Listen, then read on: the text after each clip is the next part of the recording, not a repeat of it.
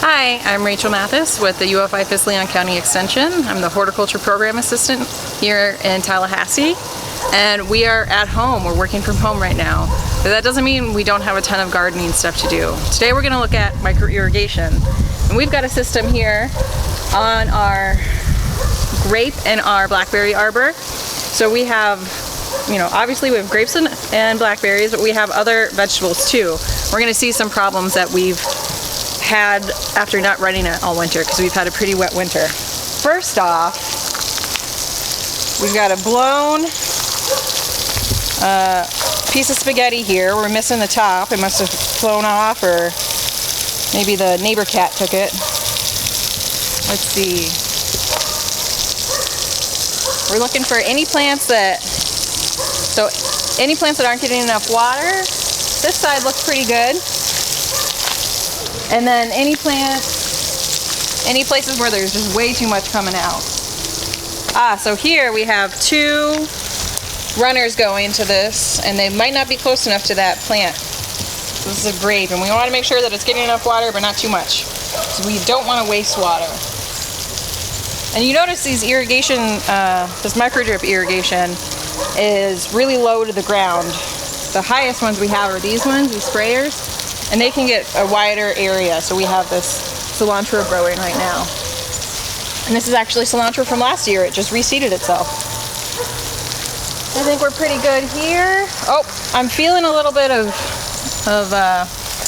water come through here, probably from that spigot, and maybe a little bit from this one too. So maybe we'll pull those back further into the middle so we don't waste so much water, because we don't really want to water our grass here. So now that we've identified some issues, let's turn the water off and try to fix them.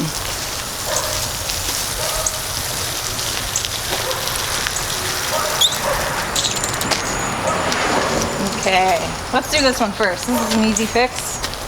Well, it's an easy fix if you have the right equipment. This is our last dripper that we have right now, and we can't really go to the store to get a new one, so I'm going to use it wisely and use it here.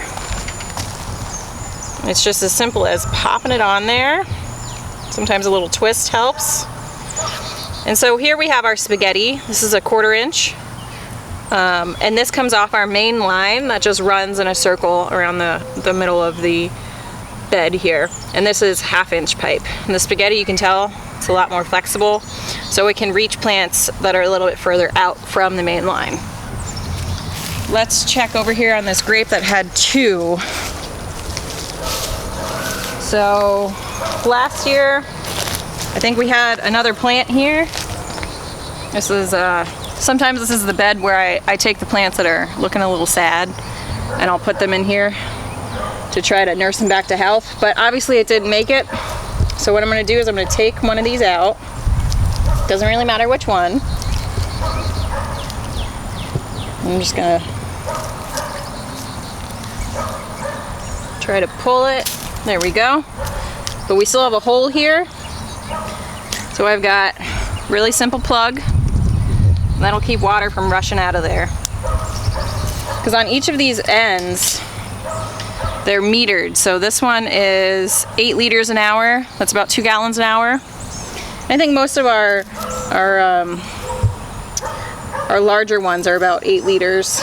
And then we have some lower valve ones as well too. Okay, let's go to the middle.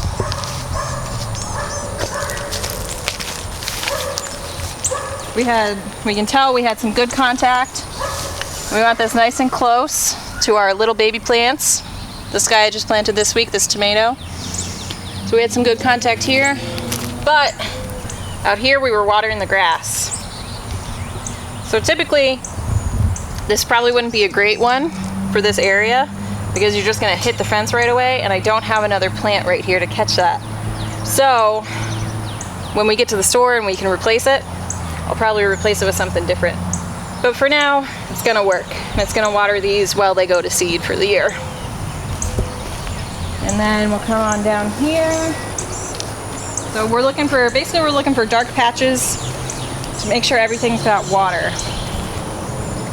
This is our 180 degree one.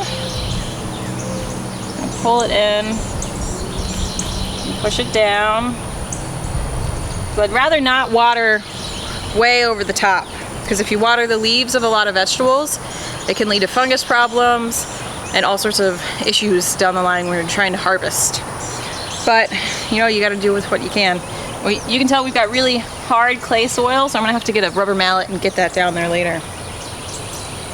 All right, let's try it. Let's see if we fixed our problems. Let's see.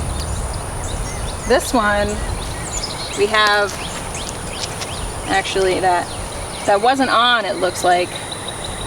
So we'll see if we go lefty-loosey, righty-tighty. Just make sure that one's off, because it's not watering anything. I probably had something planted in here last year. But I can just leave it on there and then turn it back on if I want to later on.